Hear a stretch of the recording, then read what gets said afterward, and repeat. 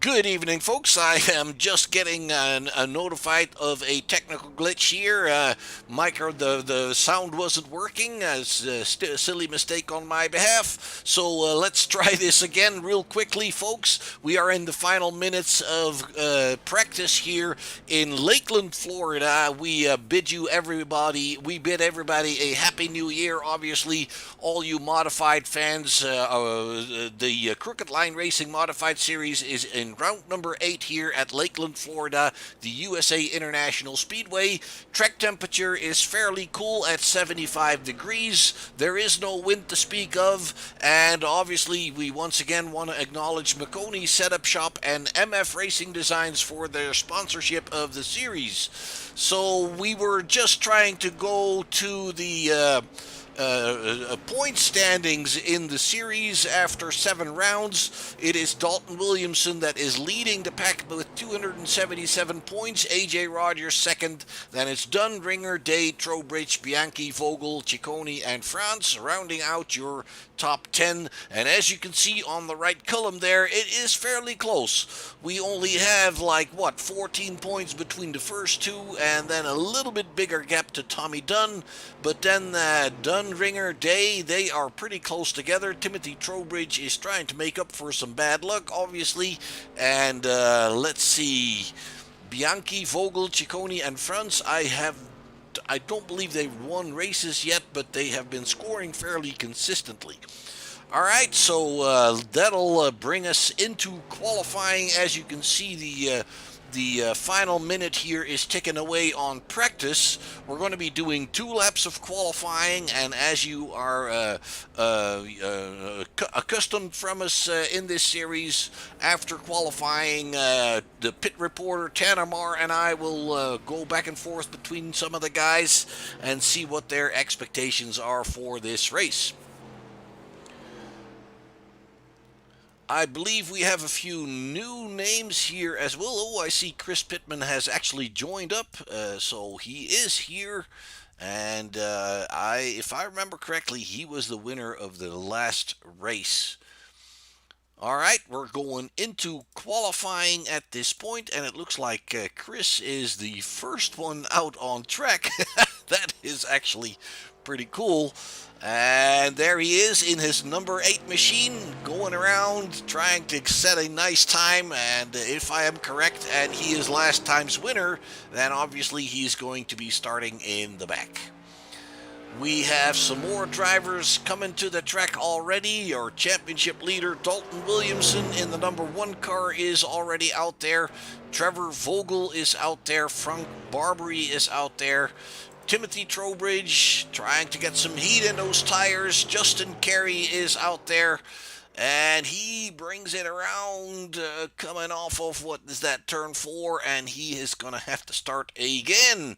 All right, I see that my scoring is... oh, nope, it's all good. Chris is currently the quickest driver on the track. He has posted a 20.971, and that looks like a pretty decent time. Brad Carpenter is currently second, Lenny White is actually getting it up there.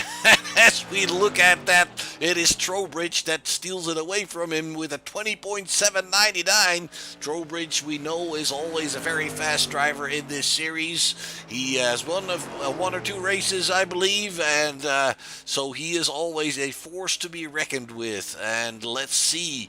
We have times coming in now from 8 drivers. Frank Barbary is currently at the 8th position, being pushed away down the order now with times coming in for Edwards, Ringer, and Bianchi.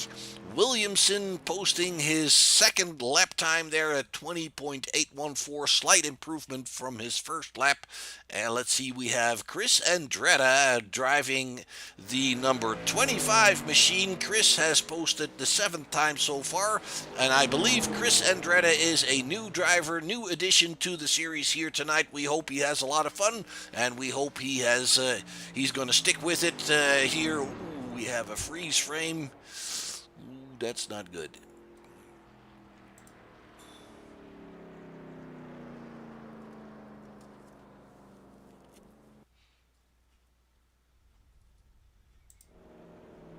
And there we are. We're back again. Ooh, that was a little iffy here. Screen completely freezing up on me. So hopefully we'll... I'm having a little bit of connection issues lately, folks, so bear with me. Hope everything's going to stay all right, and we'll be able to bring you these races without interruption. It looks like we are 3 minutes into qualifying, and we have 17 drivers that have posted a time. And let me see, Zach Murphy is still out there in the 29 machine.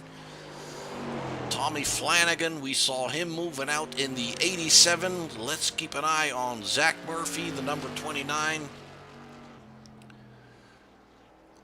Murphy, his first lap was disallowed. That means he has been too far below the yellow line or scraped the wall too hard. iRacing rules say you have to have a clean lap in order to get your time allowed. Timothy Trowbridge is still running some laps, but obviously those are just practice laps. Tommy Flanagan, ooh, there we go again. Tommy Flanagan running the 16th time, 21.86, I should say. And let's see if he can improve on that.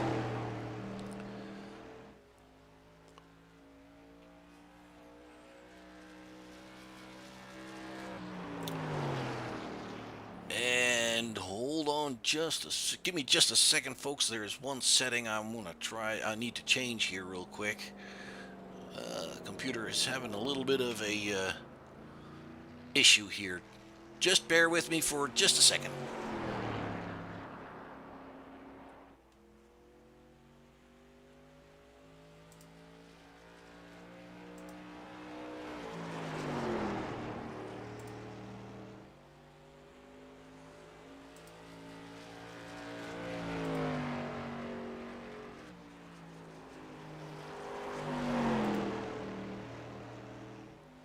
Hey, Tanner, this is Mark. Can you hear me?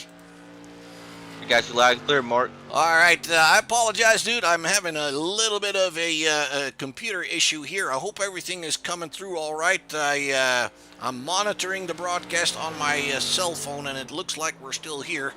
But just bear with me for just a few moments, sir. We're still watching Tommy Flanagan, and he has posted 2 laps down here, so he is good to go in 13th position. And I think we have a few drivers that are not really part of the admin group, but they are not qualifying. Austin McCurdy, Sam Williams, Kyle Eli, Brandon Mettler. Is Brandon Mettler in the admin box today? Yes, sir. So we'll have Brandon Mettler, Joshua Sexton, myself, and then Steve. He didn't really feel like racing tonight, not feeling good, so he's going to be extra eyes for us as well. Okay, well, I see our final qualifier here is Anthony Reiner in the number 81 car. So let's see. We have Chris Andretta on the pole, and I believe Chris is a new addition to this series, Tanner. So that is a pretty good start. Oh yes, sir. If you can join in like Chris has and put it on the pole, you're sitting pretty good. Now, Mark, my iRacing is glitching out, but I can start pulling drivers over for the interviews, or we can give you a little bit of moment to get your settings squared away if need be. Well, I mean, there's not really much I can do right now, so let's just keep going and see how it works out. Every once in a while, we just have these little freeze frames, but that's all right. We'll get through it. All right, Chris Andretta, you posted yourself on the pole position. Can you hear me? This is Mark in the booth. Yeah, I got you, Mark. All right, man. It looks like you're starting off your first endeavor here with the Crooked Line Racing Modified Series on a on a pretty good note here of pole position. A pretty good lap time, 20.79, I believe it is. What's your expectations for the race? How are you feeling about the competition? Practice in the top 10. The competition seems pretty stiff here, so hope to run in the top 10, maybe get a top 5 finish. Being new to the group here, just want to make all the laps and be clean. So, am I reading between the lines here, Chris, that you're a little bit surprised with the fastest qualifying time yourself? Yeah, I certainly wasn't expecting that in practice. The car was good, just I was missing a little bit there, but maybe found a little something in practice and qualifying there from practice. I hear you. All right, so basically, as you know, this is a fixed setup race. The setups are built in a way that they try to make sure that everybody can be comfortable with the setup. Obviously, the setups can be a very personal thing, but they try to make it so that everybody can work with it. How do you feel about this setup, and how does it compare to your preferences? I like the setup. Car's a little free, in my opinion, but I've made some adjustments to myself to try and smooth that out. I prefer fixed racing. I like me and my buddies do that on Monday nights, and I think it makes for better racing. And hopefully the same here. Well, I can guarantee you, as long as I've been with this league, and also with their Monday night league on with the super late models, they make for pretty good racing. And these modified cars don't have a huge amount of power, so it's all about being smooth. Would you agree with that? Oh, absolutely. A little underpowered, and these SK type cars versus the tour cars, but it's about being smooth and getting the power down to be able to be consistent and fast. Absolutely. So one of the things that we have here is you only get to play with two tire sets. You start on one, obviously, and during the race you get one spare tire set. How do you feel about that affecting your race? Is tire wear going to be an issue for you, or can you make those tires last the entire race if you have to? I try and focus on keeping the tires under me and try not to abuse them too early and save them for the end. Make a pit, get fresh tires at the end, and we'll see what the difference is, how far they fall off. All right. Well, Chris, we wish you a lot of luck, dude. I hope you have fun here tonight. I hope you stick with this series, because I can tell you from my own experience, this modified series is very competitive, and it's a lot of fun racing with these guys. So we wish you the best, my friend. Is there anybody you want to shout out to before I let you go? Yeah, I gotta thank my buddy Jay Rogers. He's the one that got me in the group here, and then thank you for the guys to put this race on. Look forward to racing with you guys. All right. Thank you very much, Chris, and good luck again, man. Thank you. All right, let's move on to Trevor Edwards. Trevor, coming off of a pretty exciting race last night. What are your thoughts for tonight here at the USA International Speedway here in Florida? Hopefully we can get in line here soon. I get stuck out to the top. We kind of ride for a little bit, and probably about 10 laps in, we'll see what we can do.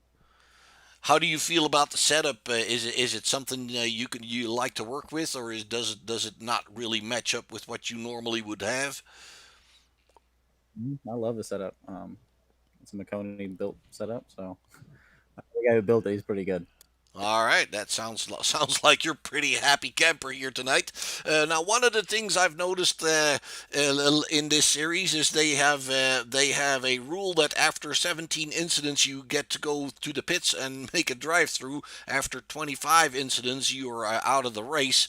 Is that something that worries you when you're driving out there? Not if we get 17 incidents, I think we got a bigger problem than a drive-through. So Well, that is probably true. Yeah. Do you think rules like those are helping the league and the drivers to approach it a little bit more cautious, maybe than sometimes what you see in like official races and stuff? oh yeah, like I think the 17 is a magic number. I think it's good because you can get 4X's pretty quick, and you can get 8, 12 incidents pretty quick, not even having any damage.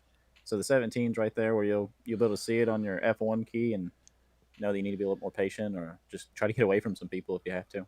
Yeah, I hear you. All right, it looks like you guys also have one fast repair. That's pretty common in this series. On average, Trevor, do you use that a lot? Do you have to? I plan on not using that. I Well, understand why they have it yeah. because there is times you just make an instant. You're nobody's fault. You're just into it. So I understand the fast repair, but I try not to use it. I was kind of promoting an idea that maybe next season they should do. If you use your fast repair, you know it is what it is. But if you don't use your fast pair, it gives them like 2 or 3 bonus points or something. Yeah, that'd be a good idea. Absolutely. That'd be an incentive to try and stay out of trouble even more. All right. Another question I have is it looks like the fuel capacity on these cars has been tuned down to 40%. Is fuel going to be a factor? Are you going to have to make a splash stop at some point, or do you think you can make it? Yeah, we'll have to definitely make a stop. Maybe even 2. I'm not sure. I think somebody said something about 40 laps you could run. So you'll definitely see people come down pit road. All right. And Okay. That is. everybody's on the same page right there. So I wish we didn't have the tires. I wish we just had fuel to worry about. So yeah, that's kind of surprising to me that you're saying that I might actually have to stop twice. That's surprising to me. I thought they usually set it up where you could barely make it if you saved a little bit, or if there's yellows, then that always helps you out fuel wise, obviously. Yeah, I think with the holidays, nobody really got to do a super long run on the admin squad and didn't catch it till late, which is fine. I mean, everybody's gonna be in the same boat there, so whether you guys stop once or twice, I don't think it really matters. But it will be interesting if we get a long green flag run and someone's got to make a green flag stop. 'Cause I know I didn't practice on it. Absolutely, yeah. Green flag stops always make things pretty interesting, I think. All right, same question for you. You got 2 tire sets. We've seen drivers before make the entire race on 1 tire set. How is a tire wear for you? I've been kind of vocal in Discord for the last couple of weeks. I wish we had 0 tires that we could take during the race. No short track in the country lets you take tires for a 100-lap race. So it is what it is. I just hope it doesn't turn out to be who can take tires the latest and still get to the front. Right. Okay. Yeah, that makes a big difference. Obviously, I hear you, man. Okay. All right, Trevor. I wish you good luck, man. A good starting position there on the front row. That's for sure. Do you think the high line is going to work for you? Absolutely not. So we're going to try to get to the bottom as fast as we can here. Yeah. Do you think the high line is going to come in later, or do you think it's going to stay a single groove pretty much? I think it'll say mainly single groove. I think if you are super aggressive, you might be able to make the top work and just got to keep your momentum up. But you're going to have to pinch and hope the guy doesn't wreck you. I mean, that's just what it comes down to here because these cars don't have enough power. If they had more power like a tour mod, yes, the outside line would come in because you could hold somebody down. They'd spin the tires on exit. Here, you're not really spinning tires with these little light cars with these big tires. I hear you. Okay. All right, Trevor. Any love yous you want to throw out before I let you go, sir? Well, I hope we put on a show like we did last night for you for your last race. That'll be a good time. But thanks to Makoni Setup Shop, all the admins here, and Platinum Speedworks. Well, I tell you what, Trevor, if you make it as close as you did last night, I hope you can come out on top this time, sir. Yeah, I'm actually ahead, and it's .001. Come again, sir? I said, hopefully tonight, if that happens again, it'll be .001, so there's no disagreements or anything like that. Exactly. So the discussion can be avoided. That would be the best, obviously. All right. Good luck, Trevor. Hopefully we'll talk to you at the end of the race, man. We'll talk to you after this one. All right, let's move on to Timothy Trowbridge. Timothy, you're always a strong contender in this series. You're on the 3rd spot there on the inside line, obviously. That is if Chris gets... Does the pole sitter get to choose on the start of the race? On the start of the race, no. After that, I do believe we might get lane choice, but not on the initial. Okay, not on the start of the race. Okay, so that means you're looking pretty good on that inside line. As we just heard Trevor say, he's not expecting that high line to be working really well. So you're at least on the good side there. How does the car feel for you? What are your expectations for tonight, Timothy? Car feels amazing. Got to give a shout out to those guys that put it together. I believe we've heard Makoni had kind of worked a little bit on this, so got to give a shout to those guys. I'm pretty happy with it. I'd run this in an open set official race if I chose to go run it. It's definitely a little on the free side, but if you can manage your tires, should be doing pretty good. I know we did a full stint not too long ago, a couple days ago. Tires looked pretty good throughout the full stint, so hopefully we can still keep them underneath us. Absolutely. So what I did see during practice a couple times, though, and I'm not saying you were one of them, but I did see some people having a little trouble getting off the turn and getting the power down and turning that back end around. For a car with not that much power, that was a little bit surprising to me. What do you think is the issue there? Is it too free for some people maybe, or is the power just too easily applied there? Or what's the deal? I definitely feel if you're not expecting it, it's a lot freer than you think it is. I know I definitely was one person that was looping it around, but my motto has always been you don't know the limit until you finally go past it, then you know to go back a little bit. So that's the reason I was looping it, was just trying to really push the limit. Yeah, and when you do go over that limit to find it, which your statement is absolutely true. You don't know it exactly where it is until you go over. But at that point, doesn't it feel good that it's a simulator and it's not costing you any money when you hit the wall? Yeah, it's easier to press the escape key and get back to the pits than it is to repair a real car. Absolutely, that's my point exactly. So, 2 tire sets. You're saying you're feeling pretty good about the tires, is what I heard you say. Are you expecting you're going to see some changes mid race, or are you going to wait as long as possible? What's your plan? We'll have to see what that 74 does in the middle of the race. I know we always try to be those goofy guys that do some really strange strategy calls, and we'll see if we do it again. Yeah. All right. So we looked at the point standings there earlier on. I believe you are in sixth position. You've got 215 points. You're exactly, let's see, 62 points behind Williamson. What are your? We're on round 8 of 12. You still have any hope of making it closer to the top there? I'm hoping so. I know we made a small mistake when we went to Myrtle Beach and we didn't make the show, and right there I'm missing an entire race. But being sixth with missing an entire race night, I'm feeling pretty good about that. All right. Well, Timothy, same to you, man. We have less than half. We have about a half a minute left to go before we go racing. Any love yous you want to throw out in the world, sir? Well, got to thank the Crooked Line admins and all those guys putting together. Always got to give a shout out to you guys. Thank you for everything you've done. Obviously, you know you'll be missed. And then got to give a shout to Checkers and Wreckers. As always, I always say it. Go check them out on Facebook. Podcast every Sunday at 11 a.m. Eastern. All right. Thank you very much, Timothy. Good luck, my friend. And maybe we'll talk to you after the race again. All right, Tanner. Well, what's your thoughts on the race, man? You got a couple of seconds?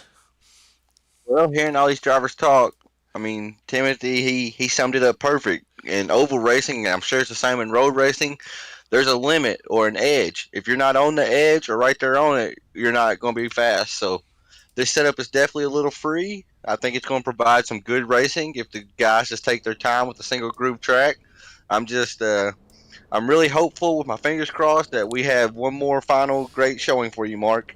All right. Thank you very much, Tanner. We'll talk to you during the race. If anything happens that we're hoping is not going to be, well, we hope to talk to you a lot, but we don't hope to see a lot of yellows. Let's put it that way.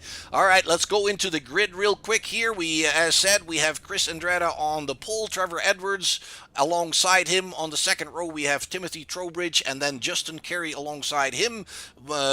Lenny White and then Dalton Williamson are occupying the third row. Then on the fourth, it's Rex Hoyle, Chris Pittman. On the fifth row, it's Jason Day and Brad Ringer. Sixth row for Zach Murphy and AJ Rogers. On the seventh row, we have Tommy Flanagan and Brett Carpenter. Sean Woodside and Trevor Vogel are on the eighth row, with Brian Bianchi and Frank Barbary on the ninth. The 10th row is for Jason Rogers and Anthony Reiner. Then the 11th row for Joshua Sexton. I don't believe he is starting the race. He will be on the race control booth, and that is also true for Mettler, Marr, and Sexton, as you heard Tanner explain to us earlier.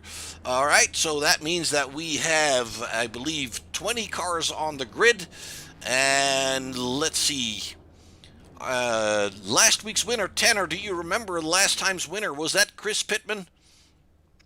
Yes, sir. So as soon as they start rolling right here, one of my admins, they'll come over the voice chat and say EOL to Christian Pittman, and we'll put him in the back and see if he can fight his way up to the front. You are right. All right, good deal. All right, again, we have a brand new driver in this series on pole position. So his expectation, he was a little surprised, obviously, to be on the pole already, but his goal is to at least finish in a strong position there. Maybe something like fifth or top 5 or top 10 is what he was aiming for. So we wish him the best here, and it looks like we are rolling behind the pace car, folks.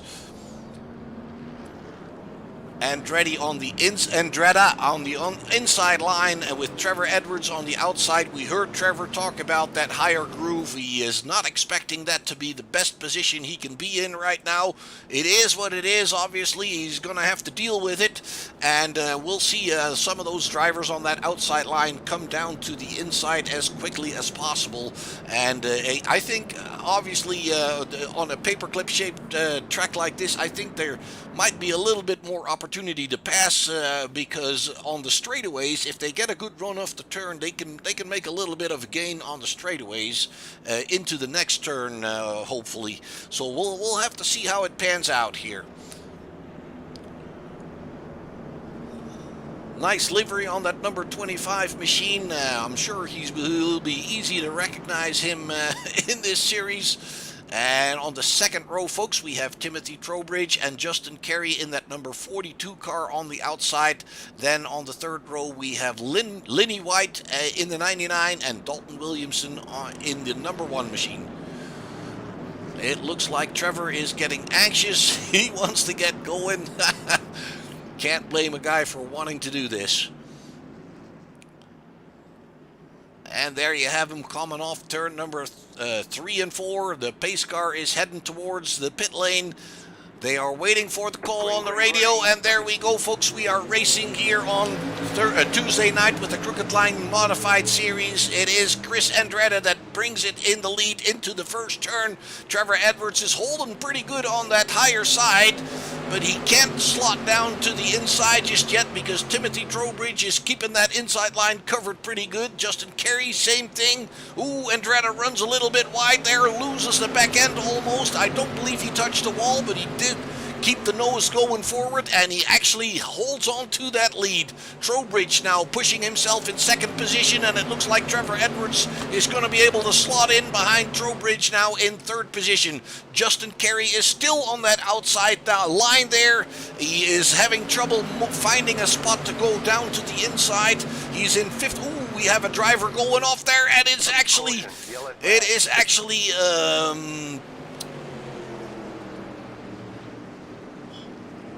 I believe that is Sean Woodside. Let me see here. It looks like Justin Carey is victim of what is happening there. Let's take a good look here. Justin Carey is in the 42 car on the higher side, and before the turn they already have a slight touch, and it looks like the 42 gets turned around by a car that is out of control there, and I'm trying to figure out who the other car was. I believe that was Sean Woodside. Let's see if we can... No, that was not. Sean was a victim there as well. I can't find who the other car is.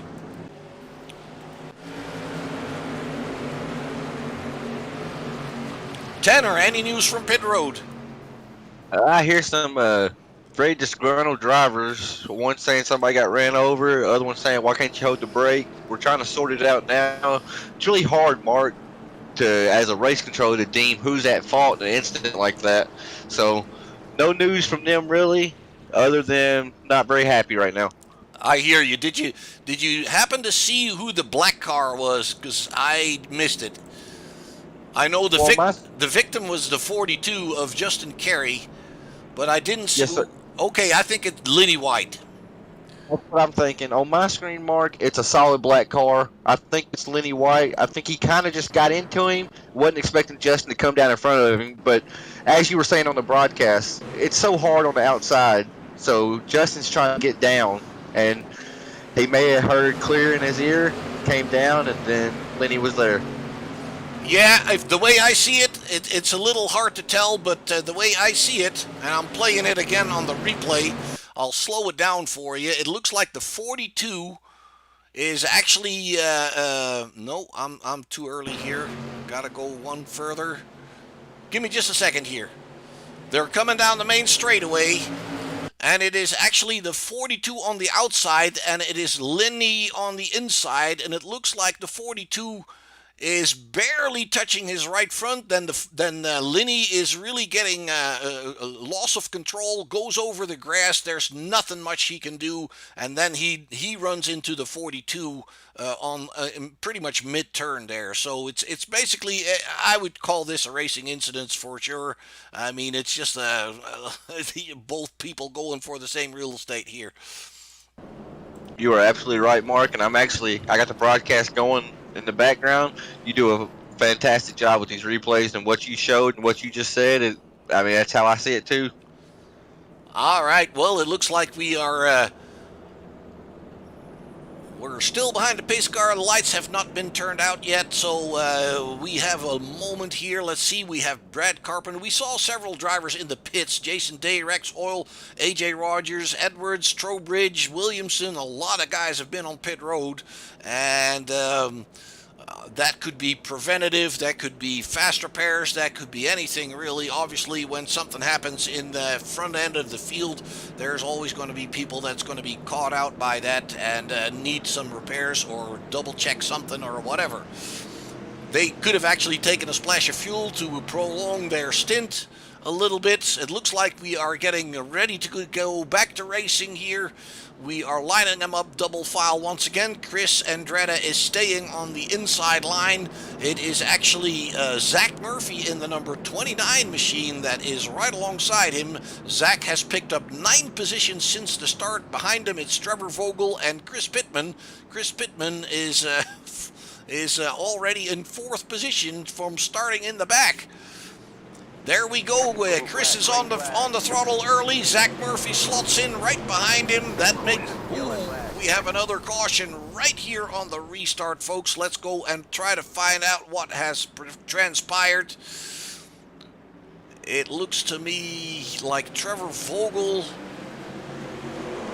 Yes, the number 13 car washes up or comes up. It's a little hard to tell, but let's bring it back and see if we can find a little bit wider camera angle.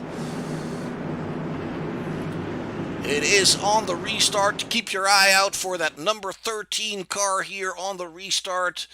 And it looks like actually the 8 and the 13 get together, and I can't really see that anybody is really making a major move to the side there, but they were just touching on that restart. Maybe one of them spun their tires a little bit and got it sideways, and look at the mess that follows there. That is very unfortunate. Obviously, we have a lot of people in trouble here.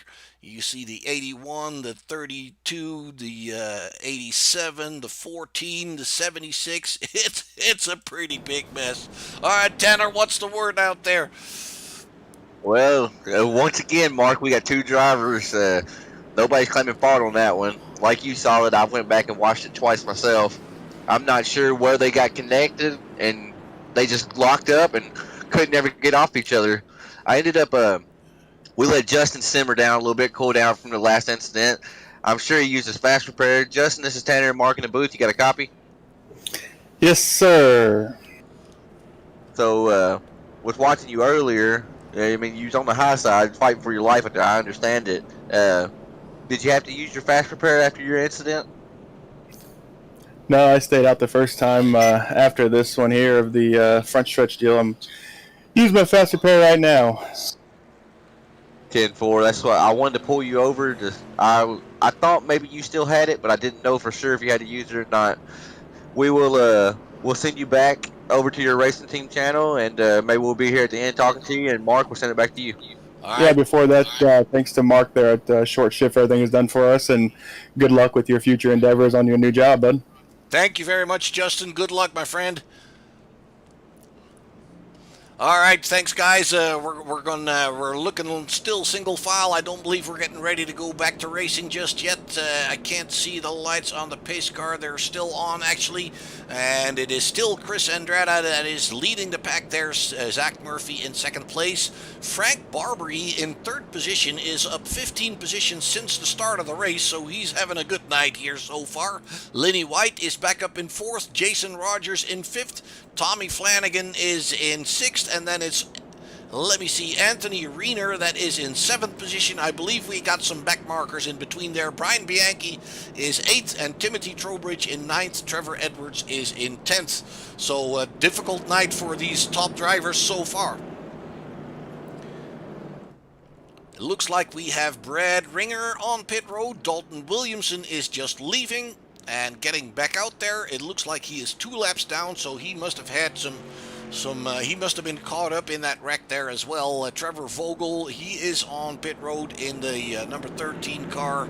Doesn't look like there's much happening there. The lights on the pace car have been turned off, folks. We are going to go back to racing on lap number 15 of 100. And let's see if we can get some green laps in here, because that's what we came here to see, obviously. Chris Andrada is holding strong there at the front. Zach Murphy on his outside. We have Barbary and White now on the second row. And it looks like race control is telling them to go single wide here. That is probably a pretty good idea. Chris is fairly early on the gas. There we go. Chris Andrada holds the lead there. It looks like somebody in the back. That was Trowbridge. That had a little bit of a move there. Maybe got a little bit loose on the start there. Zach Murphy is hanging with Andrada really, really good and diving to the inside, coming down into turn 3 and 4. And it looks like he can make that stick. They're still side by side. Andrada still has it. As they go into 1 and 2, still side by side, it is Zach Murphy that noses that car ahead. But as you can see, Andrada is holding him down pretty good. And that higher side is working not so bad for Chris Andrada. So now he has to slot in behind Zach Murphy. And it looks like Zach can make that stick on this turn here, but it is a little bit surprising to me that Chris Andrada can hold his own on that higher line, so it's not as bad as they probably thought it was going to be. Lenny White in 3rd position is running the quickest lap of the race with a 20.86, so that tells you that he is meaning business there as well. Tommy Flanagan is leading the rest of the pack with Trowbridge already in 5th and Edwards in 6th.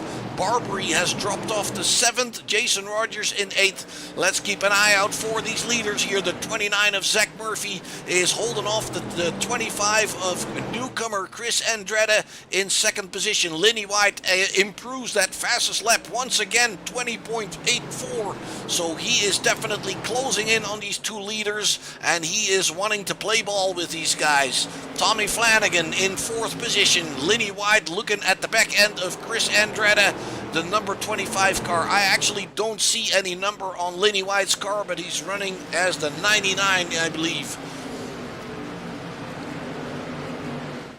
And he is holding on to the back end of Chris Andrada, almost like there's a towing cable between those 2 cars there. He is doing a very good job holding with these guys. He's actually a little bit quicker than the 2 guys in front of him, so we can expect to see some fireworks coming up here pretty soon. Tommy Flanagan still holding off Trevor Trowbridge in 4th position. Trevor Edwards is actually starting to put pressure on that 74 machine. And it looks like indeed the passing opportunities are short and difficult to come by. You have to get a run off the turn, and then, like you see Trevor doing here, get on the inside of the other car, and they're both called Trevor. That's to make it easy for the announcer. But it is Edwards that is holding off Trowbridge. Trowbridge keeping it pretty good on that high side, but then he has to let Edwards go, obviously, and Trowbridge comes down to 6th position. Rex Hoyle is in 7th position, doing a pretty good job there all by himself. Justin Carey is got a back marker in front of him, I believe. I can't really see who that is, but he is not fighting the blue car in front of him for position. Zach Murphy holding on to the lead here. Zach has actually gained 10 positions since the start, so he's running extremely strong here. Chris Andrada is right on that back bumper, and he's not giving up on the lead of this race just yet. Looking a little bit to the inside, see what he can make happen there. And it looks like they are nicely away from that apron there where the merge lane is. that you don't want to get your tires beneath that yellow line. That will upset your car quite a bit. The banking isn't all that steep, but it's enough to upset your car when you get those wheels on that apron. We have Brett Ringer still on pit road. I don't believe he's been out at all, and he is the only one currently not running. Dalton Williamson is running again. Dalton is 2 laps down from the leaders. Ooh, there's a little bit of a moment there for Zach Murphy, and it looks like Lenny White is getting to the inside of Chris Andrade, making it look pretty easy here, picking up the 2nd position from Andrade. Now let's see what Lenny White has for your number 29 in front there. Andrade is holding on again, very close behind that black machine.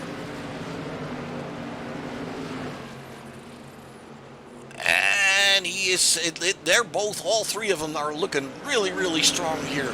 All right, it looks like Trevor Edwards has picked up 4th position. Flanagan has not been able to keep both Trevor and Timothy behind him, but it looks like Trevor is walking away from Timothy a little bit by about 7/10 of a second. Tommy Flanagan is right on the tail still of Trowbridge, and then it's Rex Hoyle in that number 54 that has caught up with these guys. Justin Carey a little bit further back, and let's find out who that back marker is that we've got in between there. That's Jason Day. That is the number 52 of Jason Day. He is, let me see, he's 1 lap down, but he's running at good pace there.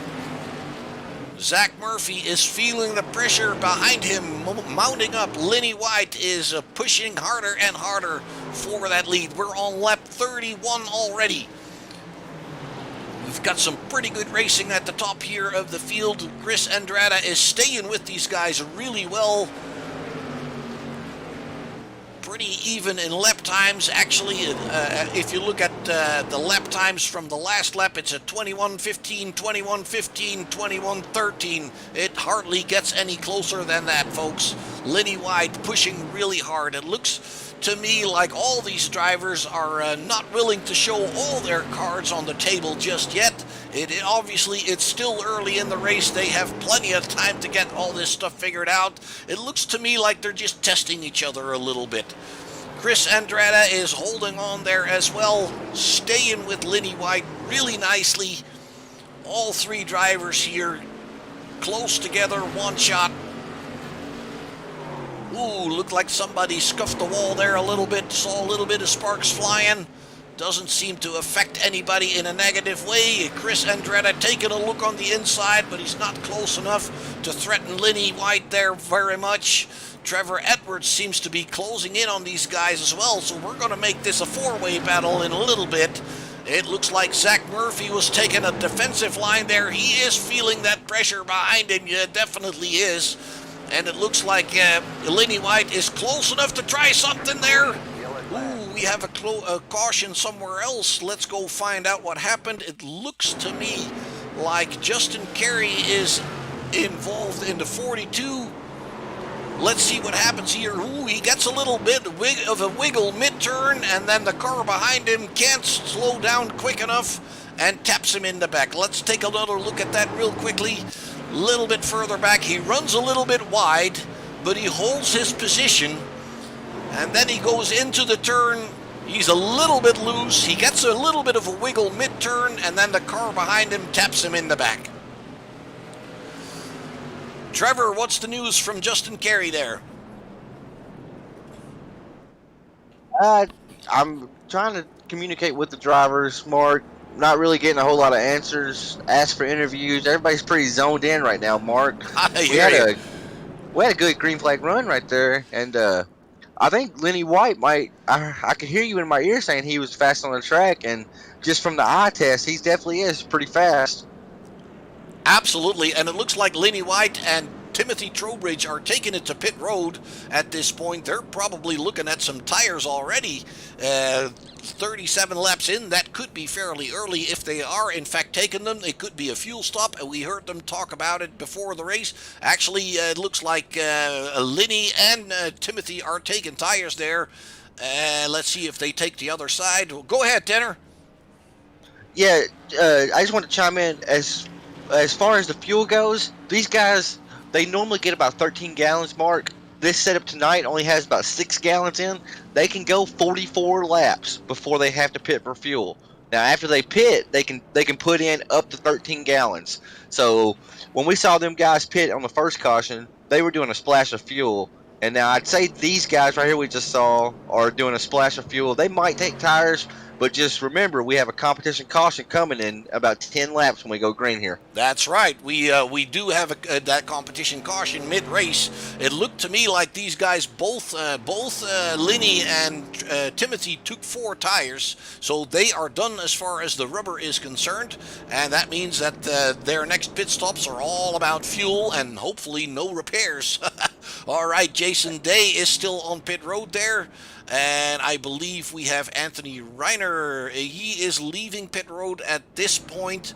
And as we've seen before, Brad Ringer has not moved quite a whole lot since his entry in pit lane. We have Zach Murphy running behind the pace car. He is still in the lead. He is leading Chris Andretta, and with Linny White having pitted and dropping to 12th position, it is Trevor Edwards that takes over the helm there in 3rd, and Tommy Flanagan is in 4th. Then it's Rex Hoyle in that white machine, and let me see, we have Chris Pittman in the number 8 machine there in 6th, so he has worked his way forward quite well already. Sean Woodside is in 7th, then it's Brad Carpenter, beautiful livery on that machine. Jason Rogers, the number 3 car there, and then Timothy Trowbridge rounds out your top 10. And as said, folks, Timothy Trowbridge has pitted, as has Justin Carey behind him in 11th, and Linny White behind him in 12th. Lights on the pace car have been turned off. It looks like we're going to stay single file for this restart going into lap number 41 of 100. And you heard Tanner mention it already. Before mid-race, we are going to see a competition caution on lap 50. If we have a caution just before that, they might use that one as the competition caution. But we had a good stretch of green flag racing going there for a little bit, and we hope to see some more of that because that looks pretty exciting. Zach Murphy and Chris Andretti are extremely close in their pace.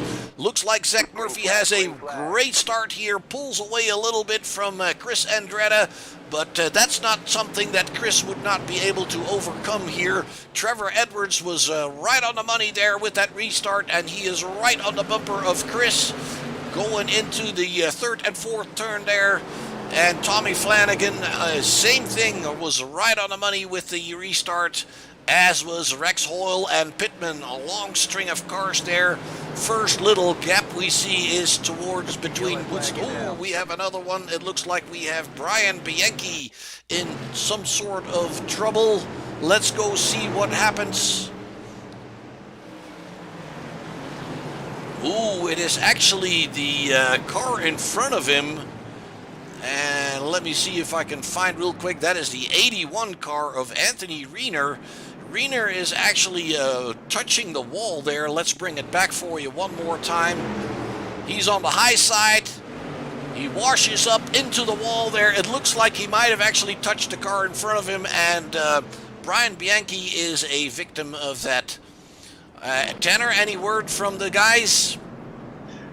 I tell you, Mark, these mid-race interviews aren't going so well for me tonight. I asked people if they want to be interviewed, and there's some hurt feelings in here tonight. So I decided to pull over Christian Pittman. He was our previous week's winner, and we saw him start in the back. Christian, you're currently running 7th on the board. This is Mark and Tanner in the booth. You got a copy? Yeah, I got you loud and clear. I can't. I'll be honest. I can't really remember what. You got caught up in an early incident. Did you have to use your fast repair, Christian? Yeah, it's gone, but I think we're pretty safe right now. Yeah, I see you're making your way up through the field. That first caution that came out really early, allowing you to get track position, I think it's really going to pay off. What do you think? Yeah, I think it's definitely going to help because we were able to obviously come back out on the track, and that's really going to be a big added boost for us, that's for sure. Right, buddy. Well, we'll send you back over to your race team. Thank you for coming in here and talking to us, and maybe we'll be here at the end talking to you. Mark, we'll send it back to you. Thank you.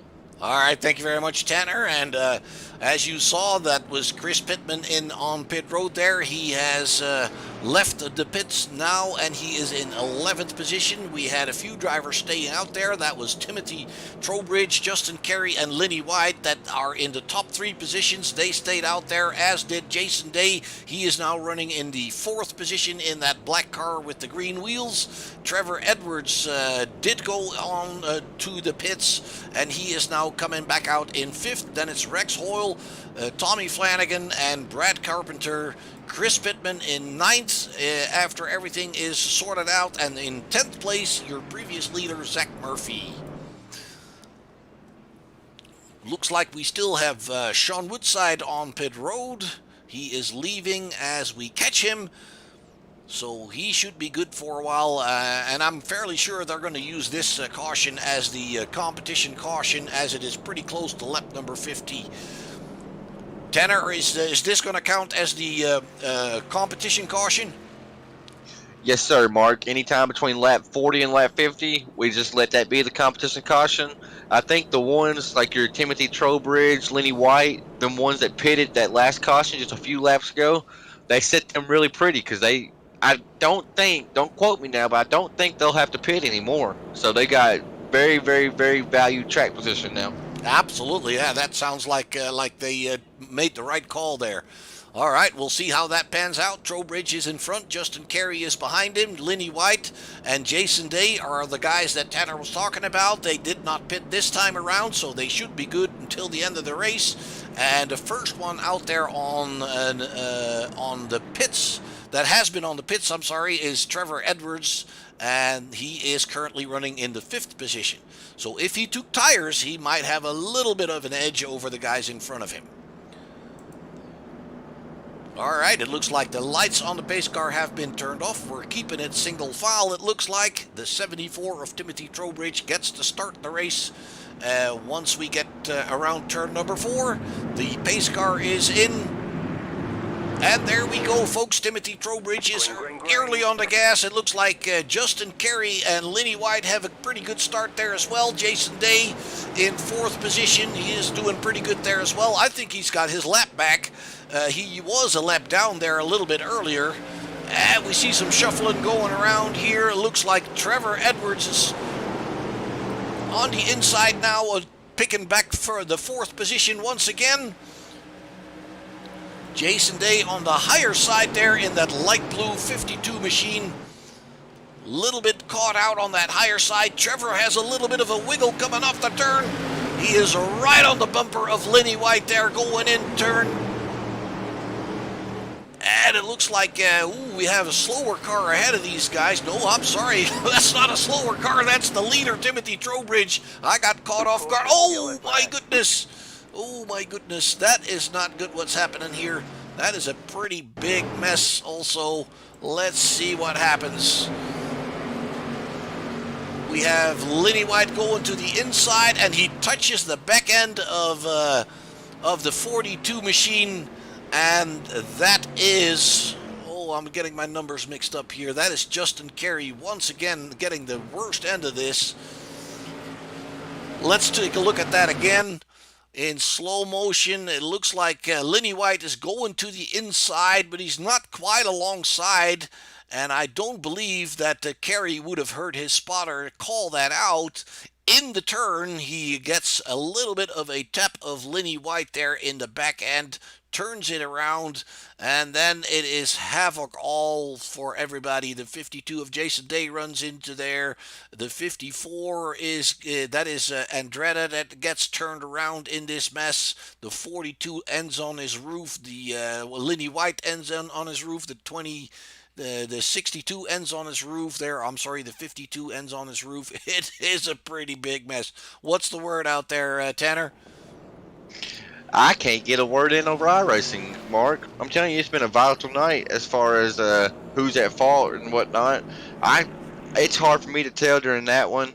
I decided to pull Timothy Trowbridge over here with us since he is the leader. Timothy, it's Mark and Tanner in the booth. You got a copy? Yes, sir. So we talked to you at the beginning of the race. What'd you start? Second or third, if I recall correctly. Now you're sitting first right now. How you liking your chances?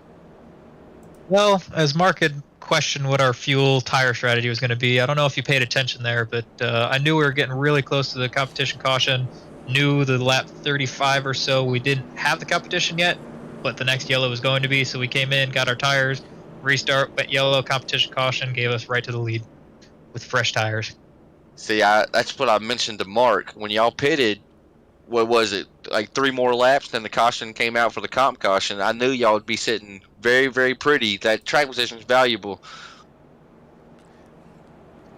Yeah. And unfortunately, I was not a fan of that yellow. I mean, we had a heck of a lead there, and we just lost it all. Yeah, you was able to check out really nice right then. It looks like Lenny White and Jason Day have disconnected. So maybe by lap 101 when this thing's over with, maybe we'll be up here talking to you again, Timmy. We'll send you back to your race team, and Mark will send it back to you. Thank you. All right, thank you very much, Tanner. Well, that was a pretty good explanation of the strategy that worked there for Timothy Trowbridge. He pitted on lap 36, and the previous caution before the he knew obviously that competition caution was going to come, so he was kind of anticipating on that, and it gave him very valuable track position. Right now, it looks like he is the only driver here in the top end of the field that is benefiting from that, because the guys that also stayed out, Jason Day and Kerry, they got caught up in the wreck, and it looks like Kerry is still on pit road trying to get some repairs. Obviously, he already used up that fast repair, if I remember correctly. So, and Jason Day has left the building. Lenny White has left the building, and that is unfortunate for those guys. It is what it is. It looks to me like tonight guys are getting a little ambitious at times, and obviously that can lead to some issues. And whoever keeps his head cool I think, has got the best chance of bringing this baby home. We are on lap 55. The lights on the pace car have been turned off. We are single file on the restart, and Timothy Trowbridge gets to do it all over again. Green. Good start for Timothy, and looks like everybody behind him is slotting in single file pretty quickly. We see Carpenter on the inside there in that green machine. He's getting past, or he is fighting, I should say, the 29 of Zach Murphy. Looks like Trowbridge has the lead and keeps it. He's got about a car length on Trevor Edwards. Trevor Edwards is about a car length ahead of Tommy Flanagan, and Flanagan is dealing with Pittman, our last race winner, the number 8 car, trying to put some pressure on that number 87. Brad Carpenter is holding off Zach Murphy really nicely there. Then it's Rex Hoyle in the white machine that is slotted in behind them, and Sean Woodside and Chris Andretta are in the tail end of that group. It looks like Trevor Edwards is meaning business. He's running the fastest lap of the race at 20.745, and he is hooking up there with Timothy Trowbridge on lap number 58 of 100. So it looks like Timothy's lead that he had right before that last caution is not really coming back to him, because the guys behind him pitted later. They might have a slight advantage on how new the rubber is and how good the car handles, but it looks like Timothy Trowbridge is capable of holding him off so far. It's very, very close. Both running 20.8. It looks like Trevor is going to try the inside. He's got the nose alongside there, and they give each other good room to race there. It looks like Trevor Edwards is going to be picking up that lead. Well, it looks like Timothy still had it on the line there. That was the backstretch. There was no line there. Trevor Edwards makes it stick coming out of turn 4, and Timothy has to look at the back end of that number 32 machine right now. It looks like Tommy Flanagan is holding off Chris Pittman really nicely there. They're all hooking up to the leaders. It's getting closer and closer. Brad Carpenter is at the tail end of that lead group there with just a little bit of room between himself and Zach Murphy, but it looks like Zach is already catching back up. Trevor Edwards holds off Timothy Trowbridge for the lead, and we have Pittman coming to the inside of Flanagan. Not quite close enough, but he was just taking a look. Brad Carpenter catching up with these guys. Zach Murphy, a little bit of a wiggle here and there. Edwards is holding off the number 74 still. It looks like they are really pretty equal in speed, 20.9 for each of them as last lap time. And that is true for the first 7, 8, 9, the first 10 drivers. Last lap time was all 20.9. That tells you how extremely close and competitive this stuff is becoming, folks, in this modified series on Tuesday night. And that is exactly where, if you get a little bit too ambitious, you can get yourself and others into trouble. We see Pittman making a move on Flanagan, and it looks like he can make that work. Going into the turn, he has to, he forces that 87 up high. Brad Carpenter can take some advantage of that. It looks like he is now underneath the 87. 87 obviously are trying hard to get back down underneath on that bottom line. The 31 had a little bit of a loose back end coming off the turn, but they're still side by side here. It looks like Zach Murphy is trying to stay with that 31, trying to take advantage. Once he gets alongside that 87, he wants to have that nose in there as well. That forces the 87 to stay up high. It looks like it's still not settled, folks. Carpenter on the inside and the 87 nicely on the outside, giving them just barely enough room, but it is enough. Ooh, a little bit of a touch there. It pushes the 87 a little bit further wide. It gets Murphy in trouble as well. Ooh, then it gets crowded behind there. Flanagan on the higher side getting in trouble as well. Ooh, and there it goes wrong. Ooh, ooh. The 54 of Rex Hoyle gets turned around there. Let's go and check on what exactly transpires. 3 wide. Flanagan gets caught out by Murphy a little bit, and then it looks like the 45 of Woodside kind of looks like he got loose.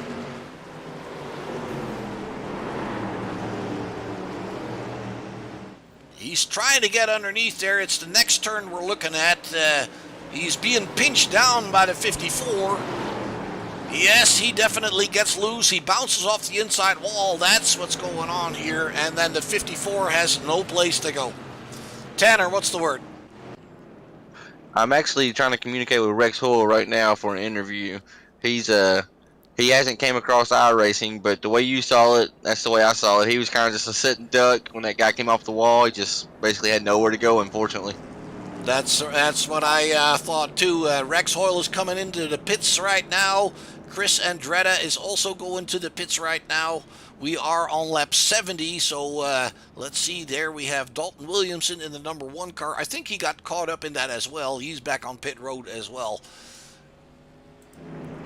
Yeah, we had quite a few drivers caught up in that. It seems like the wrecks tonight, Mark, they haven't just been 2-car crashes. It's been upwards to 7, 8, 9 cars. I mean, that last caution, we have 3 cars flipped over. Yeah, the thing is, it's. I was just pointing that out earlier. The top 10, it was a string of cars that were all doing exact same lap times, 20.9, all of them, all 10 of them. So you have to become, if it's that close and that competitive, those guys have to try something that maybe is a little bit over ambitious. And since we're all running in a string of cars, if anything goes wrong, basically you catch everybody that's behind you because nobody has any place to go. You're exactly right, Mark. And when I heard you say that, me being the quote-unquote series promoter, it made me smile a little bit, but it also keeps me stressed out on Tuesday nights because we do have so many incidents some weeks. But it is, like you said, it's just hard racing. One mistake, one lapse of focus, anything, and it's mayhem. But that's what makes this series so fun. It's just because how competitive and how close everybody is. And, I mean, I love it this way. Well, I mean, if you look at this last incident there with the 45 going a little bit loose into the turn, they were coming at the turn 3 wide, so he was kind of pinched down by 2 other drivers. He had no place to go. Obviously, he doesn't want to lift off the throttle to lose his momentum that way. So basically they're not giving each other any choice, and yeah, then you get caught out getting a little loose, and like you say, one little thing just triggers the whole domino effect for the rest of them. You're exactly right, Mark. And I don't know if y'all say this in the road course world, but give and take on a oval is huge, especially when the field's this close. It can't just be take. So whoever forced that situation to go 3 wide, that's basically forcing that guy on the bottom to just lift out and say, okay, I'm going to lose these 2 spots or cause a wreck, you know? And I mean, 3 wide at Talladega don't work very well in iRacing. It's definitely not going to work on these short tracks. Absolutely, yeah. Well, you know, it's a little different in road racing. I don't know if you remember Nigel Mansell, a Formula One driver that came to kart in the 90s, and he was one of the drivers that said, you know, the switch from road racing to ovals is like being on the opening lap of a road course all the time, and that's kind of what it feels like. Right, and I understand that. I've been doing road course racing. We're going back green, but that opening lap is a scary lap. Absolutely. And there we go, folks. We have the green flag once again. Trevor Edwards, is your leader. He's got Trowbridge right behind him. We started single file. We have pretty much the same order as we had there. Pittman is now in 3rd, Brad Carpenter in 4th, and Zach Murphy is in 5th. And as you can see, folks, it's a long string of cars. Lap times are just pretty much equal to everybody. You can see that on the left side of your screen. Look at that. Everything is within the stretch of a few tenths of a second there. Trevor Edwards leading Timothy Trowbridge in front of Pittman. It looks to me like Pittman is trying to hook up to that 74 car, and he's trying to get underneath, while Zach Murphy is trying the same thing on the 31 of Brad Carpenter, and he is getting a lot of space from Carpenter there. He is thinking the better of it, probably had enough trouble for one night already. And Carpenter is also going to have to watch out for Flanagan. Flanagan is coming to his inside there as well. He's not quite close enough. And look who's behind there, A.J. Rogers. We saw A.J. Rogers work his way through the field at the beginning of the season in a couple of races in a row, and it looks like it's all a lot closer right now than it was back then. Ooh, Flanagan and Carpenter slightly touched there. And it gets Carpenter caught out. He has to let A.J. Rogers pick up that position from him as well. It looks like Pittman is making his way past Trowbridge at the front of the pack. Chris Pittman is obviously looking for another win here. He had to start in the back because of his previous win, and look at him now. He is in 2nd position, chasing after race leader Trevor Edwards. Just picked up 2nd position from Timothy Trowbridge, and right behind him it is Zach Murphy that has caught on to these leaders here. Tommy Flanagan has dropped off a little bit there. A.J. Rogers is in 6th behind him. Chris Andretta is back up at it. He has also passed Carpenter. So Carpenter, that touch may have damaged his car a little bit. It looks like he is back there having trouble staying with these guys. As you saw, Andretta was taking a look on the inside there, but nothing much he could do. It looks like Trevor Edwards is pulling away from Pittman just a little bit. It's about a half a second right now. Pittman has about the same distance to Trowbridge, and Trowbridge is looking at Zach Murphy. I'm not sure if these cars have mirrors inside there, but if he has, he sees that 29 machine growing and growing in that mirror. He is looking very, very, very racy back there. Tommy Flanagan is dealing with the same kind of pressure from Chris Andretta, and he is giving Andretta the room he needs there. Ooh, it looks like Murphy was trying to get underneath the 74 coming off the turn, but he couldn't quite get it done. And right behind there, it's Andretta that picks up 5th position now from Tommy Flanagan.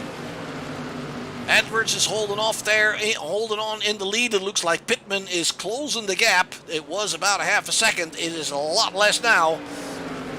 There's really only 1 car length in between there. Trowbridge is still feeling the pressure of Zach Murphy.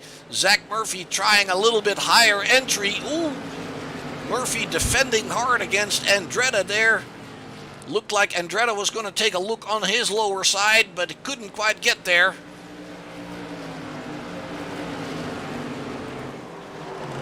Pittman has definitely caught up with Edwards. He is right on the back bumper of that machine. Ooh, Andretta is really close to Murphy there. There's some really hard racing going on here. And once again, folks, if you look at the lap times, it's all within 0.2 of a second. It's amazing. Andretti now trying the higher side to get alongside Murphy. Murphy has to go low, and that is costing him a little bit of momentum coming off the turn. It looks like it.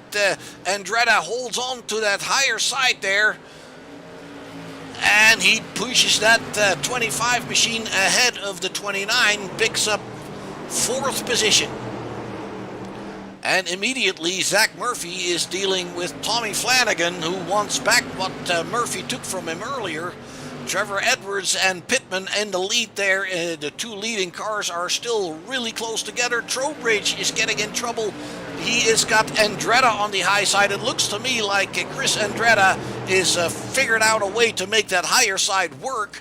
As long as he can keep those wheels next to the other car, he is forcing that other car a much narrower exit from the turn. As you can see, Timothy cannot let that car wash up because Andretti's car is there, and that is helpful to Andretti. It looks like, ooh, they're so close together there. Timothy takes a little bit of an escape to the inside. Andretti really racing hard there. I don't think they touched, but it was extremely close, and Andretti gets in front of Timothy Trowbridge.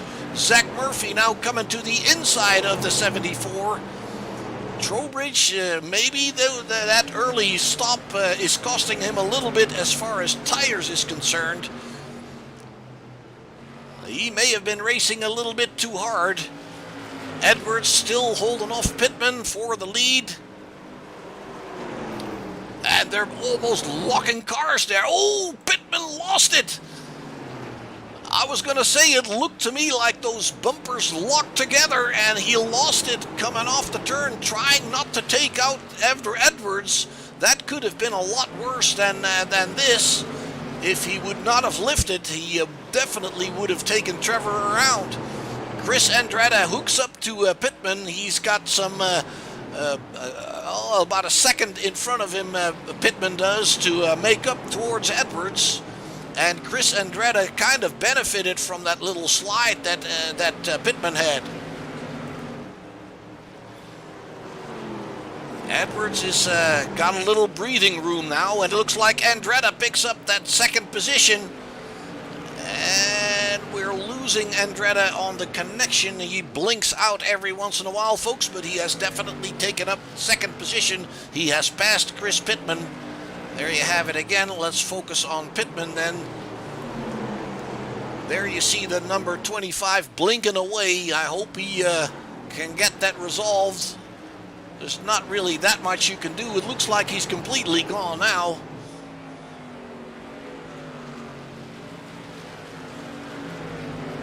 What happened to the 25? Yeah, it looks like he is gone. Oops, and so are we. Hold on just a second here. Hopefully we'll get her back right away. There we are. We're back. It looks like Andretti has lost his connection there. He blinked out a couple of times, and now he's completely gone. As you can see on the left side of your screen, he's dropped to 12th position, and he is one of the drivers that is listed as out. He can try to come back in, but obviously his chances for a win here are completely gone by now. Trevor Edwards has got a little bit of breathing room behind him. He's catching up to the back markers. That is Rex Hoyle that he's catching up to, and Rex is running in 10th position. Rex is leaving him the room. That is good sportsmanship. We like to see that. There is no reason this point in the race to fight the leaders. We only have 4 more laps to go, folks. Trevor Edwards looks like he's going to bring this thing home. Chris Pittman in a very, very respectable 2nd place. He was putting quite a bit of pressure on Edwards until he made a slight mistake there, going a little bit too close and trying to avoid to touch Trevor. He lost the back end. He is catching back up, though, and this is not all said and done. Zach Murphy is in 3rd position. Trowbridge is in 4th. Flanagan is in 5th.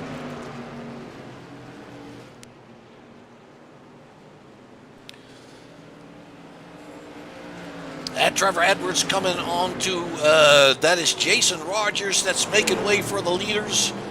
Pittman is right behind Trevor Edwards as we see the white flag coming out. One more lap to go. What does Chris Pittman have left here? Can he do anything to upset Trevor Edwards there and steal that win away from him? Ooh, it looks like Pittman sliced the wall there a little bit. It looks to me like it is Trevor Edwards, folks, that is going to take the win here in Florida. Trevor Edwards in front of Chris Pittman, and then it's Zach Murphy in third position. Timothy Trowbridge picks up fourth. Tommy Flanagan in fifth. Then it's Brad Carpenter in sixth. Brian Bianchi in seventh. Jason Rogers brings it home in eighth. He's a lap down. Rex Hoyle is ninth, and Frank Barbary rounds out your top 10, and the 11th driver is AJ Rogers, and that was the final finishing car. Let's take a look here. Trevor Edwards, I'm sure he's going to give us a little bit of a smoke show. There you have it. Running around some circles on the track here. He has won the race, a pretty good event for him. Very good finish to the race here. Ooh, looks like he is stuck on the wall. And there you have it. He's back at it again. Trevor Edwards, Chris Pittman, and Zach Murphy, your top three finishers. Folks, let's see if they are ready to talk to us. We have Chris Pittman here, and let's see. We have Chris, let's start with you here real quick. You looked like you had some really good pace there during those final green stints that we were running. It looked like you got really close behind Trevor there and had to get out of that not to wreck the both of you. You got a little sideways. What happened there, Chris?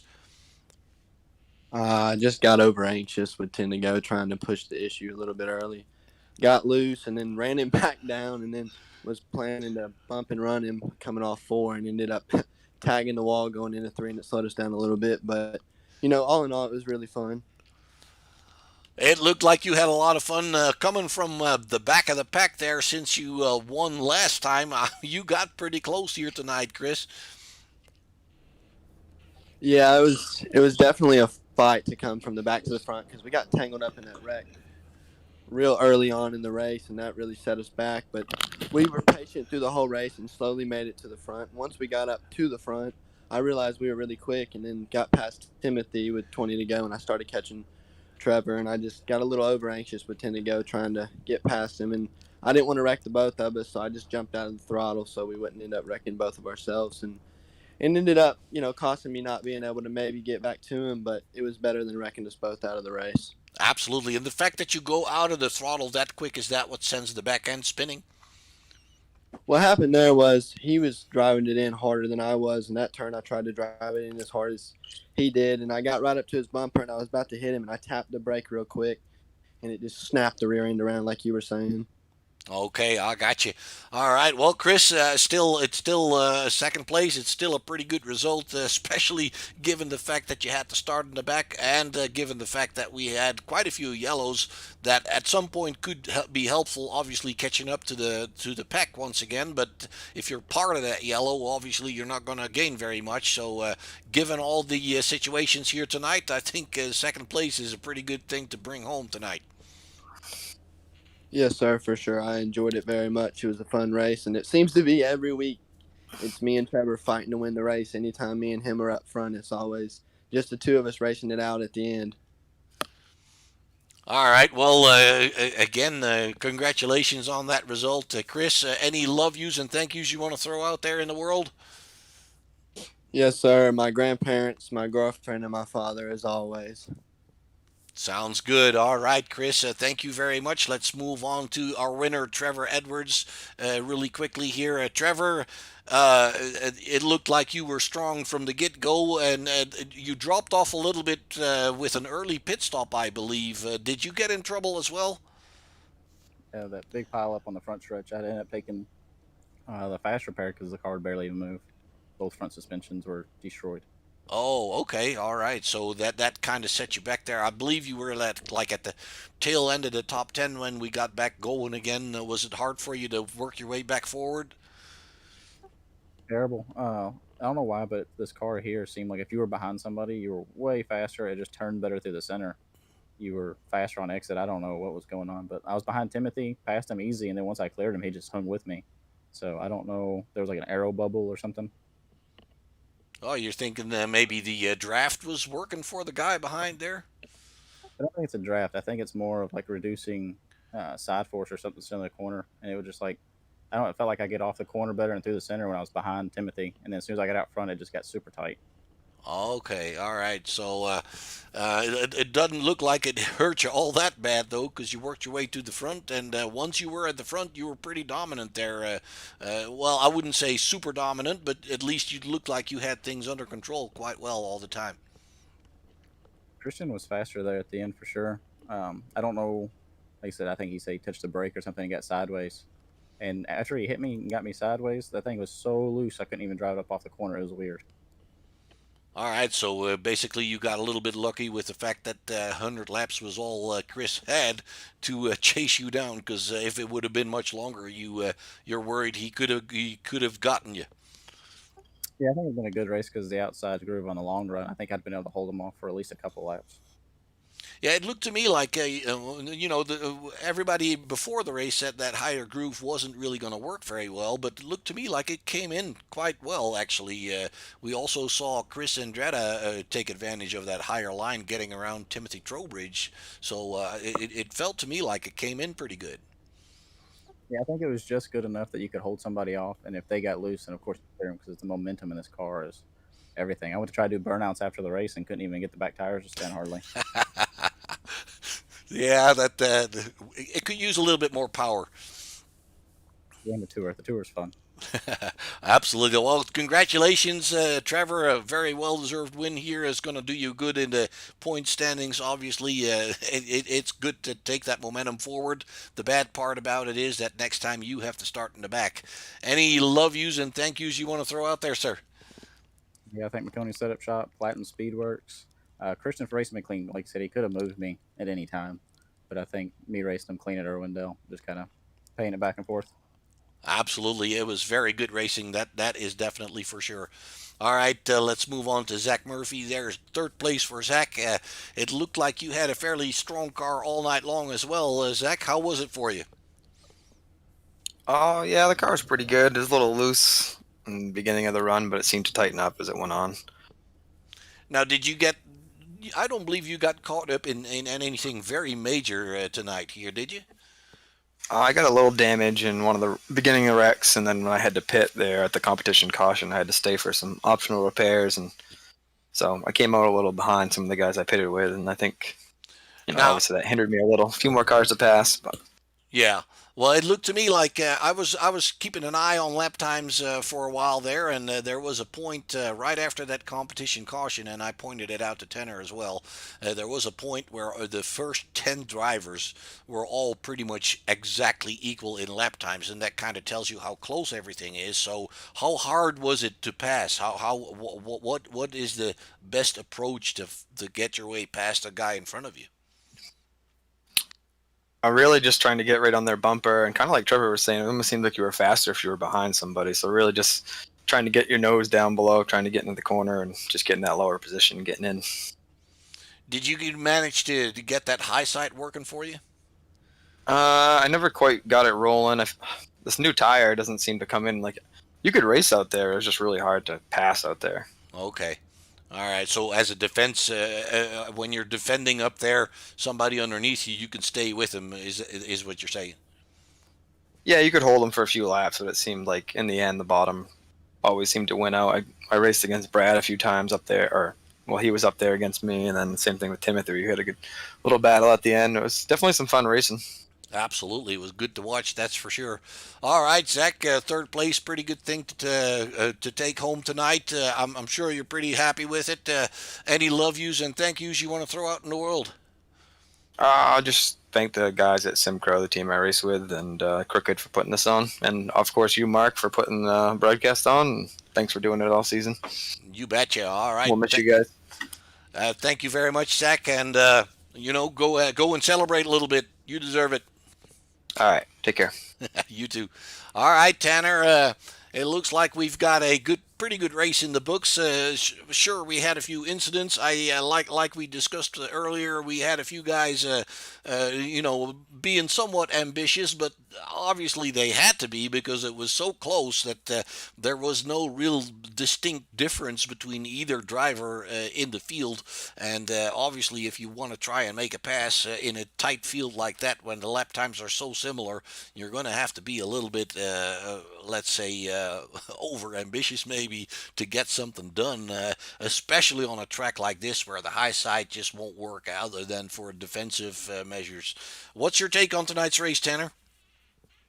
I'm happy. I'm happy with it, Mark. It was it was a little messy, but starting 20 guys like you said, and everybody separated by less than a tenth. That's to be expected. I'm sad to see this is the end of the road for us in short shift broadcasting, but like I mentioned last night, we will be trying our hardest to fill the void left from short shift with Max Speed TV. More info on that will come. Shout out to Maconi Setup Shop for helping with the setups for this fixed series, and MF Racing Designs, Michael Falk. If you could like them on Facebook, that'd be awesome. But overall, Mark, I think the race itself was a good race. I think Pittman may have been faster than Edwards there at the end, but like you said, it took that one mistake, and that's all it took. Absolutely, and he was very honest about it. He just tried a little bit too hard there at that point.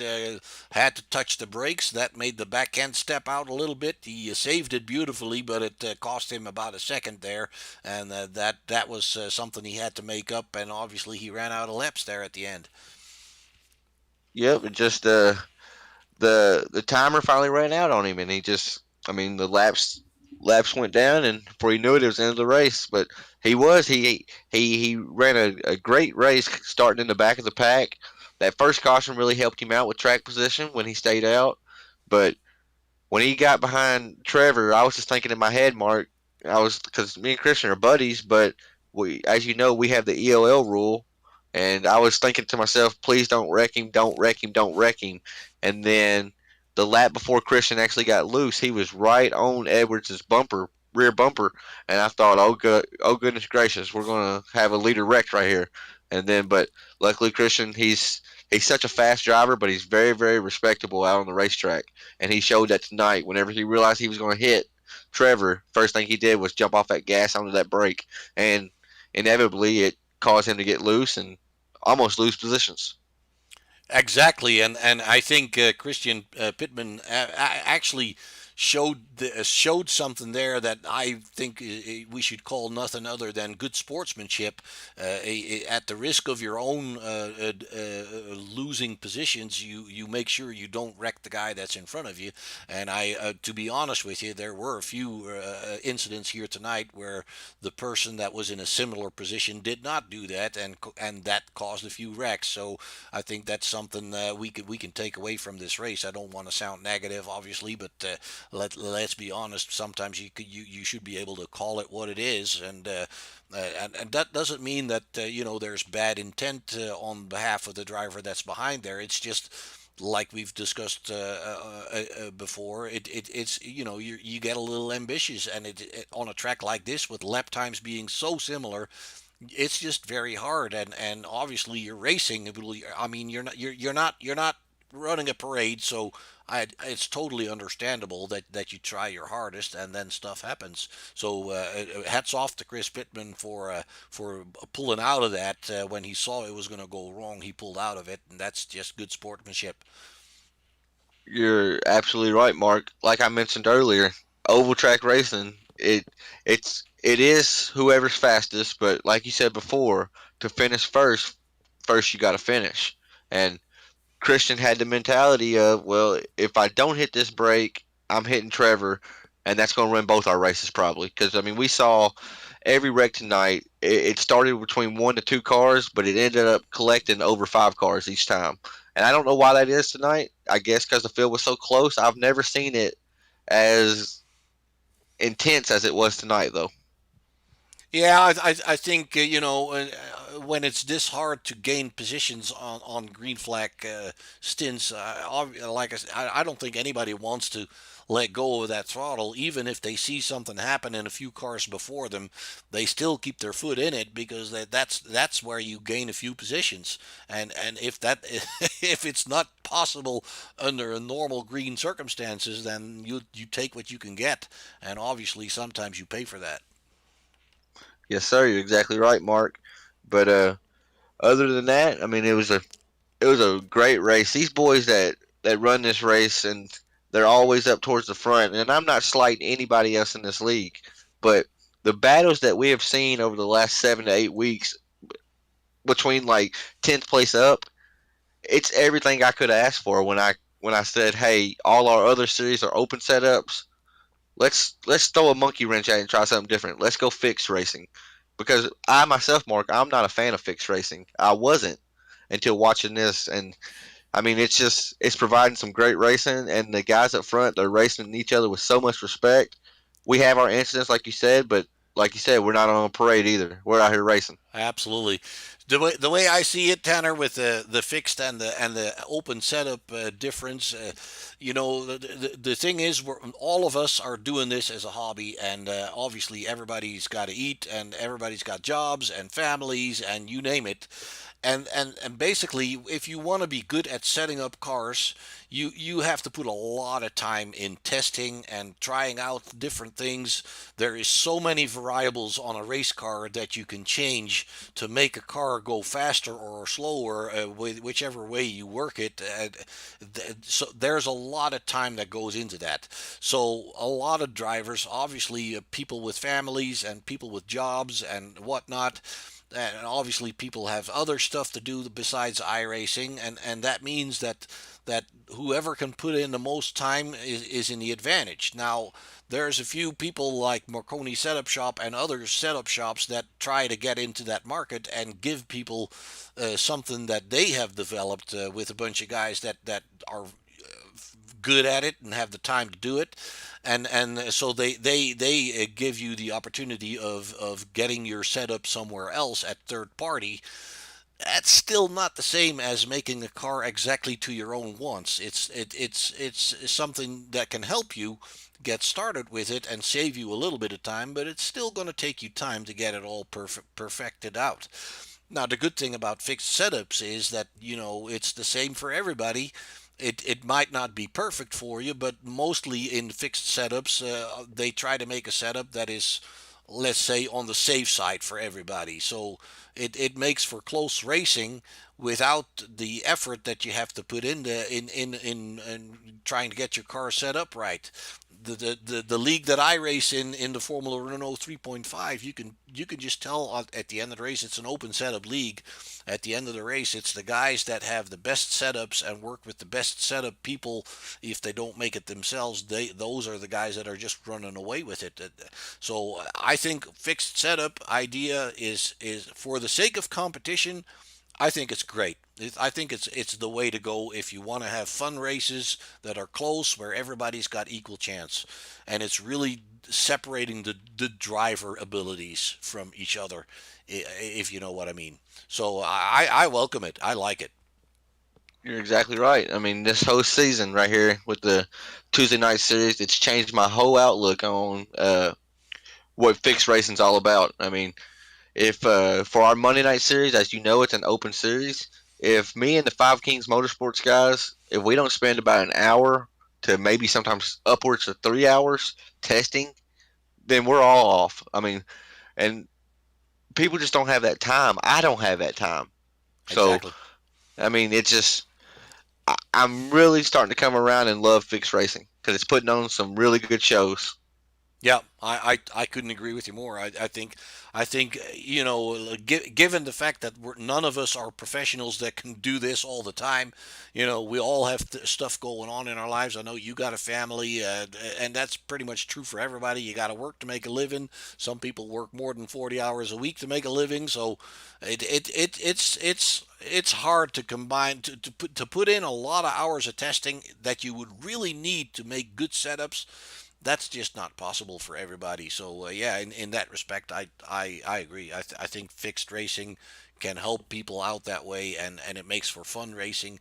And let's be honest, I think racing in general, it's not about how fast you can make the car go around the track. It is how much fun you have battling with other drivers. That's what makes racing fun. You're exactly right, Mark. I mean, it's fun to win, but that's not all racing is. I mean, yeah, every race we enter, we want to win. That's the end goal, of course, or we wouldn't be out there doing it. But you don't have to win every time to have fun. And I talk to all these guys each week before every race. I bounce through every team, and I like just talking to them, getting their feedback. That also gives me some info for the broadcast, also too. Yeah. But you hear everybody say they're loving this league, and that's just it puts a big smile on my face. It really does, and I'm really glad we went the fixed route. I'm really glad we got to put on a show for short shift broadcasting for a little bit. I really hope in the near future you text us and say, hey, a spot's opened up, I can come back, and we'll be right there waiting on you. Until then, though, Mark, the folks can check us out on Max Speed TV starting next Tuesday night. And I've said it before, I'll say it again, from Crooked Line Racing to the admins to every single driver we have signed up. Thank you, Mark. Thank you a lot, buddy. Well, I appreciate that very much, Tanner. It was my pleasure entirely. I enjoyed it very much, and this is an extremely fun league. And everybody that I've talked to, I've said this last night as well. Everybody that I've talked to, whether it was interviews post race or just talking to them at some other through Facebook or whatever, everybody loves this league. It's extremely close. Yes, there's stuff that happens every once in a while, but that's part of the short track racing. There's nothing you can do about that, and we all deal with it. And then we shake hands and we move on to the next one, and we just out here to have a lot of fun. I think tonight was a testament to that. We talked about Edwards and Pittman there. Their situation is a testament to what it's like to race with Crooked Line Racing Modified Series on Tuesday night. Tanner, I wish you guys a lot of more fun in the coming races. I will definitely be following this. I will. I hope you get good coverage with your new broadcaster. I just hope it works out for everybody. And if there's a chance for me to come back and do anything with these leagues, I will definitely let you know. Well, Mark, thank you for that, buddy. And we're going to hate losing you, but we understand, man. This is, at the end of the day, this is a sim. This is just a hobby. And we understand that completely. Absolutely. Life happens, man. We all got to eat first, and then we can have hobbies. You're exactly right, brother. Well, Mark, it's been good getting to know you. We'll talk on the side outside of broadcasting. But until then, like I said, Crooked Line, we appreciate it. We'll be going to Lanier next week. All right, folks, tune in for Lanier. Keep an eye on the Facebook pages for the links to the broadcasts, and I'm sure you'll have a lot of fun with the new broadcaster just as much. All right, folks, that'll do it for tonight. I thank everybody at Crooked Line Racing for the trust they put in me. We've talked about it plenty before. Unfortunately, work comes in the way, and I can't continue right now, but I'm sure everything will fall back into place at some point. Until we meet again, folks, I hope everybody stays healthy, make 2021 the best year possible, and take care of one another. Thank you very much, and good night.